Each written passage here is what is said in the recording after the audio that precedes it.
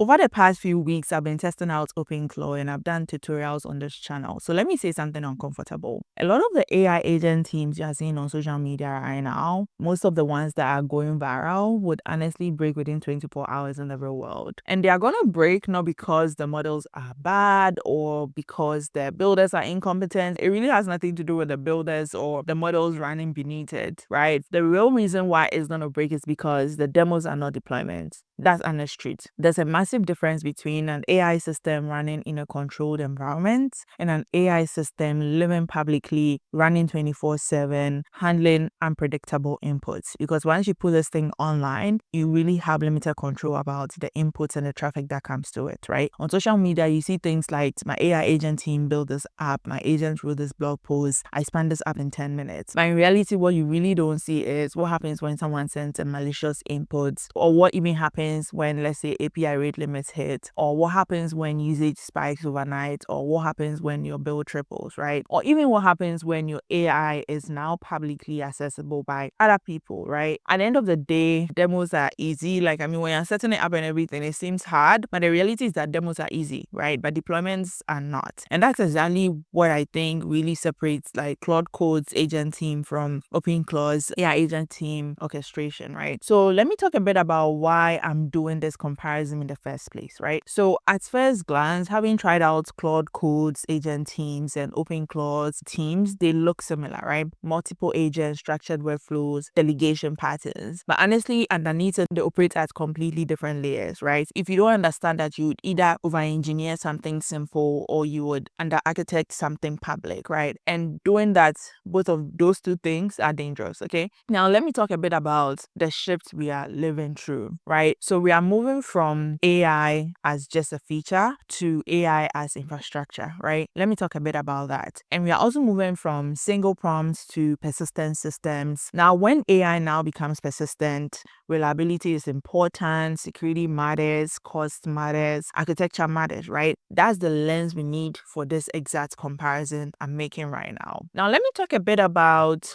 Claude Code's agent teams. By the way, I did a video on that, so I'm going to link that video in this video as well. So let's start with that. So Claude Code is extremely powerful. It runs locally in your terminal. It can use tools. It can edit files. It can execute commands. It can refactor projects. It can coordinate structured workflows. Like, it can do so many things just by running in your terminal, right? And you can design agents-like patterns. You can simulate role delegation. You can build powerful internal workflows. You can do so many things, right? And within minutes of installing it, you feel like a superhuman. Like, you feel like, oh my God, like there's so many things I can do because it's so fast. The installation is simple, it's controlled, it's contained. It's just contained within the folder in which you install it in, right? So it's super cool. But here's the critical distinction here. Claude Code lives in your environment. So you have like control about that, right? It does not necessarily exist independently on its own. It does not manage public users. It does not persist on its own. It does not even require you to think about external access because everything is controlled within your environment and you actually have control and you can actually be safe in that way, right? So Claude Code is builder acceleration in my own opinion, and it's excellent at that. It does well doing that, okay? Now, let me talk a bit about why this ability to have control is very important, right? Everything about Claude Code feels clean, right? Because it's local, it's controlled, it's immediate, it's very easy to have access to it, and there's no server to manage. You don't have to manage any gateway. You don't need to configure any gateways. There's no public endpoint to secure. You run it when you need it, and when you close your terminal, you're done. You are rest assured as long as you've closed your terminal, you've stopped all the processes, everything is stopped and you're good, right? So that's a lot of advantage that Claude Code has, and that containment, it removes a lot of complexity, but it also defines its purpose, right? Claude Code, I don't think is built to be, let's say, a Telegram facing persistent AI. It's not built to be like a 24/7 public system or a channel routed personality engine. It's built to help you build, right? So that's world one. Now let's talk a bit about OpenClaw, because I've been talking a lot about Claude Code already. So let's talk about OpenClaw's deployment infrastructure. OpenClaw assumes something different. So it's really different. It basically assumes that this agent is going to live somewhere. It's going to run 24/7. It's going to live on a server, on Telegram. It's going to be accessible by users. It's going to run when you are even offline, right? So you don't have to be like online all the time. So that assumption changes everything. Now it means that you have to start thinking about hosting. You have to start thinking about gateways, access controls, parent systems, rate limits, operational boundaries, right? Claude Code is more so like internal coordination power, and OpenClaw is more so like external deployment power. And those are not the same category, okay? Those sit under different categories, different layouts and everything. Now let me talk a bit about like the setup time. I'm going to give you my NS comparison here. Claude Code, you can check my video here. The installation was way simpler. You install, you authenticate, and you start building, and you are productive almost immediately. Now with OpenClaw, you guys didn't see, but there's provisioning a server, configuring environment, binding channels, setting up access control, deploying gateways. Oh my god. So Claude Code feels like installing a tool is so simple, and OpenClaw feels like you're provisioning an entire infrastructure. And I don't think that's a flaw in any way. I think that's just the design. One optimizes for speed and the other one optimizes for persistence.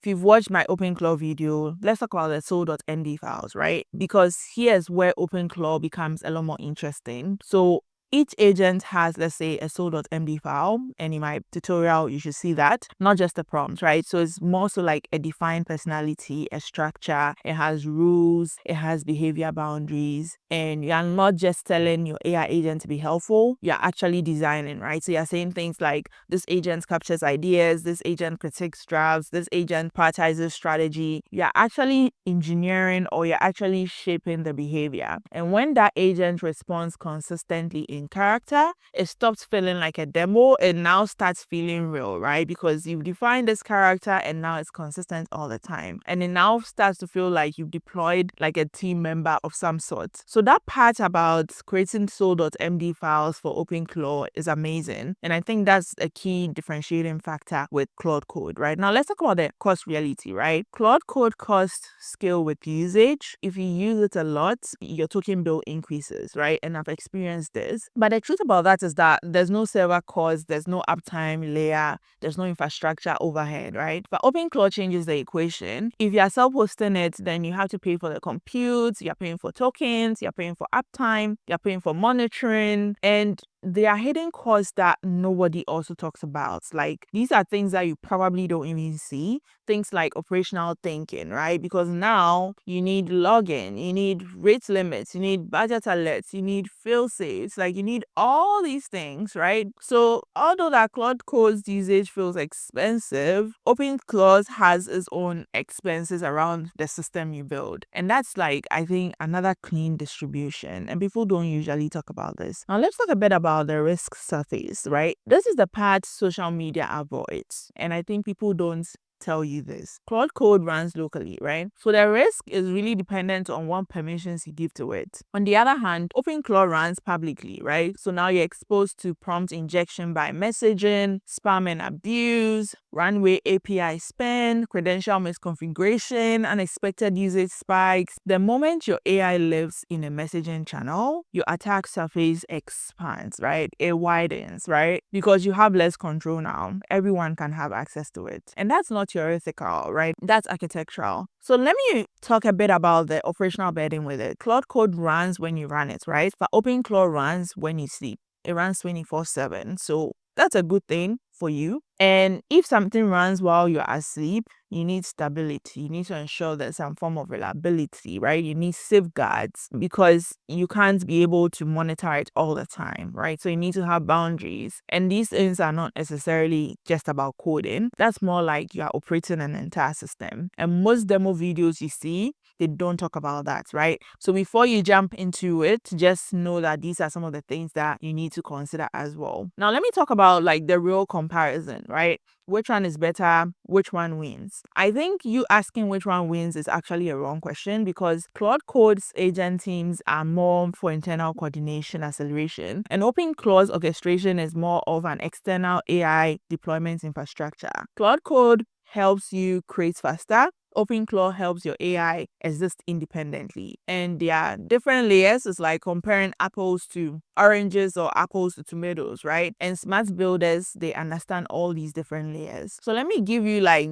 the bigger lesson, everything I've learned from trying out these tools. We are entering the age of AI systems, right? Most people are still building demos. And that's fine, because that's how you sort of like get your hands dirty. That's how you get deep into the trenches and everything. But at the end of the day, the people who win won't just know how to prompt, they won't know just how to build demos, they'll know how to architect an entire AI system or an entire AI infrastructure. They'll understand what deployment means, they'll understand what security means, they'll understand cost structure, layer separation, because the impressive thing soon won't be like, I built an AI agent. Given where the world is moving and given how fast the space is evolving, it's going to be about my AI system has been running reliably for months, right? That's when you would get like a real return on your investment. So to sum it all up, I just want to say that Claude Code agent teams, it feels like having a genius beside you, whereas OpenClaw feels like building digital workers that live beyond you, because they can run 24/7. One is immediate, one requires a lot more infrastructure setup. One feels magical, so one is a lot more serious, okay? At the end of the day, you need to really decide on what your use case is, what problem are you trying to solve, which of these tools would help you get to where you want to get to. In February, I am hosting an N8N automation lab. I'm going to leave the link in the description, but basically if you're looking to get your hands dirty, if you're looking to upskill in AI automation using N8N, you can sign up for my N8N automation lab for February. As part of signing up, you get access to my 3 to 4 hour course on N8, and you also get access to my paid school community. That is it for today's video. I do have lots of tutorials on this channel. I'm going to leave some on the screen so that you can check them out. Thank you for watching, and see you in the next one.